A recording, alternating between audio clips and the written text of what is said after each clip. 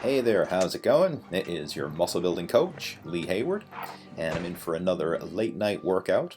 I like to go to the gym later in the evenings when I'm shooting videos because, as you can see, the gym is basically empty and it's a great time to shoot videos. So in this one, I'm going to take you through an upper body workout, workout 1B, and this is a continuation in the upper lower body rotational split routine that I've been putting up here on YouTube. In this training session, we're going to work chest, shoulders, and back. And then as we go through the rotational split, each time we do the particular workouts, we're going to rotate through different exercises. So over the course of the entire program, you're going to get a lot of training variety for unique muscle stimulation. So I'm going to start things off with the decline barbell bench press. And for this one, just going to use very lightweight, literally the empty barbell, and do several progressively heavier warm-up sets and gradually work my way up to my top weight working sets. In the previous upper body workout, workout 1A, I included the pre-workout warm-up routine, which consisted of cardio and several joint mobility exercises. Now, I didn't want to include that here in this video because it would just be too redundant, but if you'd like to go back and review that, then I'll have a link to that previous video in the video description below, so you can check that out to get the entire pre-workout warm-up routine. Now, when it comes to the decline bench press, this is a great movement for working your overall chest, especially the lower region of the pecs. Now, one of the advantages of the decline bench press is it places less strain on the shoulder joint. There's actually less rotation in the shoulder when you do a decline bench compared to doing a flat bench. And for that reason, a lot of people find the decline bench press more comfortable. So if you find that regular flat bench presses bother your shoulders, then you might want to consider trying the decline bench press instead. And for this exercise, work up to doing 2 heavy sets of between 8 and 10 repetitions per set. And now we're going to move on and do some isolation work for the upper chest with the Incline Bench Fly. And this is a nice complementary exercise to the decline bench press. I mean, the bench press is a mid-range compound exercise, and the dumbbell fly is a fully stretched exercise. So the combination of pairing up a compound move with a fully stretched move is a great way to stimulate hypertrophy throughout the pecs.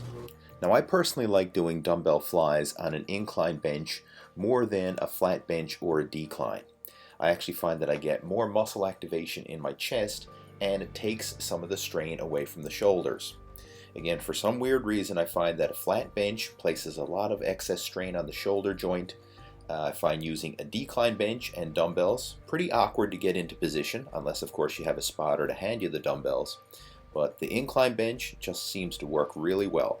So this is my favorite dumbbell fly variation. And with all exercises in this workout, we're going to start off light and build it up set by set until you get up to your top working weight. Now, because this is an isolation exercise, shoot for at least 10 repetitions per set. If you can't get at least 10 reps, then the weight is too heavy. And now we're going to do some work for the shoulders with the standing overhead press. I'm going to start off light, just using the empty barbell, and do several progressively heavier warm-up sets, building up the weight with each set. The overhead barbell press is an advanced exercise, and it can be a tricky one to master. And for this reason, a lot of beginner and novice lifters will probably prefer to do dumbbell presses or machine presses rather than a standing overhead barbell press. And the reason why it's so awkward is because you have to be able to clear your head so you don't strike it with the barbell. And what often happens is guys turn this exercise into a standing incline bench press, where they lean so far back and actually position their body the same as if they were doing an incline bench press and think that that is a shoulder press. But all that's actually doing is placing a lot of excess strain on the lower back, and it's not fully training the shoulders. You have to master the technique of positioning your arms so that your elbows are tucked and forward in the bottom of the lift, and then as you press overhead and clear your head, you're going to flare your elbows out to the side and lock out the weight. So start with a very light weight, again, the empty barbell or even a broomstick for that matter, and just master the technique. Learn how to tuck your elbows in the bottom, bring the barbell forward so that you can actually clear your head, and then as you press the bar up, let your elbows flare out to the sides in order to lock out the lift. So it's going to take a bit of practice to get used to, but you want to focus on learning how to press while keeping your body in that upright position.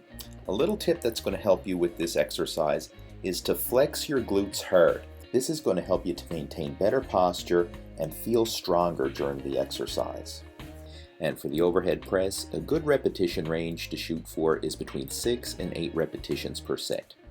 If you can't get at least 6 reps with good form, then the weight is too heavy, and if you can do more than 8 reps per set, then you'll want to increase the weight for your next workout. And next in the workout, I'm going to do some barbell shrugs to work the traps and the upper back. This is a great exercise, but the range of motion is really small. So I prefer to do higher repetitions in order to keep the muscles under tension for longer periods of time. So I'll usually pump out about 20 to 30 repetitions with one plate. Then I'll add a plate to the bar and do another, anywhere from say 15 to 20 reps. Add another plate, do between 10 and 15 reps, and just keep going up and take each set to momentary muscular failure. And of course, as you build the weight up with each set, eventually you're going to get to the point where your grip isn't strong enough to hold onto the barbell.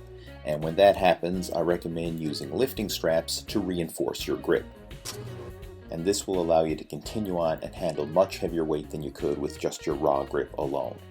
As you build the weight up with each set, it's going to be harder to do a slow and controlled repetition where you really hold that peak contraction at the top. But that's okay, because where we're starting off with very light weight, those are the sets where you can really emphasize that peak contraction, and as the weights get heavier, it's okay to kind of switch your focus to simply moving the weight and creating tension in the muscles. And moving on to the lat pull down with the V-bar attachment. And this is a good exercise to help add width to your lats. Generally, the way the lats work is the wider your grip, the more you're going to focus on the inner back, and the closer your grip, the more you're going to focus the work on the outer lats. It's kind of the opposite of the way most people think it works. But I encourage you to try different grips and attachments when doing your pull downs and see where you feel the tension the most in your lats. Now, regardless of the grip or the handle attachment that you use, the technique is going to be similar. You want to focus on getting a good stretch in the lats when your arms are overhead, and then pull the handle down as far as you can in the bottom in order to get a good peak contraction. Strive to touch your upper chest with the handle, and when you get to the point where you can't perform a full contraction in the bottom and touch the handle to your chest, then you know you've hit momentary muscular failure and it's time to end the set.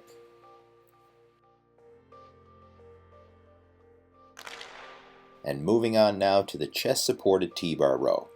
This exercise really helps to add thickness throughout the middle back. Now, there are a lot of different row variations available, but a chest-supported row is a stricter variation because it takes the body movement out of the exercise. So as you're doing a chest-supported row variation like this, chances are you're not going to be able to lift as much weight as if you were doing a freestanding row, but the muscle contraction throughout the back is probably going to be more isolated and a stricter movement. Now you'll notice that this particular chest-supported row machine has an angled foot plate on the end, but I prefer not to use that, and instead I like to keep my feet on the floor and underneath my body. And the reason for this is because it helps to support your body weight and take some of the strain off your chest and lungs, and it actually makes it easier to do the exercise and easier to breathe. If you have your feet back on that foot plate, then your chest and lungs are being compressed under your body weight in addition to the weight of the exercise itself. And we're going to finish off the workout with the hyperextension. This is an underrated exercise, but it's fantastic for working the entire back of the body, especially your lower back, your glutes, and your hamstrings. And these muscles are critical. A strong back equals a strong body. Now, there are different types of hyperextension benches. You'll either have a 45-degree angle bench, like the one I'm using right here on the video, or a horizontal bench. Now the 45-degree angle one is going to give you a good stretch in the bottom, but as you come up, due to leverage, there's not as much of a peak contraction in the top of the movement. Whereas the horizontal bench isn't going to give you as much of a stretch in the bottom, but it will give you a better peak contraction at the top. So if you have access to both of these benches, what I would recommend is to do a couple sets on one and then a couple sets on the other, and you'll feel where the stress is greater with the different benches. Now, of course, if you only have one hyperextension bench, then use whatever one you have. But if you do have access to both of them, then I would recommend to divide your sets and reps between the two. So there you go. That concludes the upper body workout. Now, after the strength training exercises, I did some stretching for all the muscles that I just trained.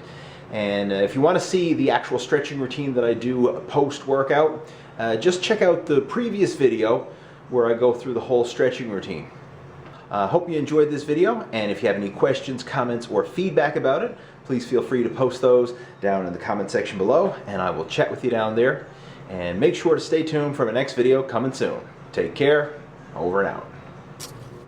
And before I clue up the video, I'd like to give a shout out to Platinum Gym in Conception Bay South, Newfoundland.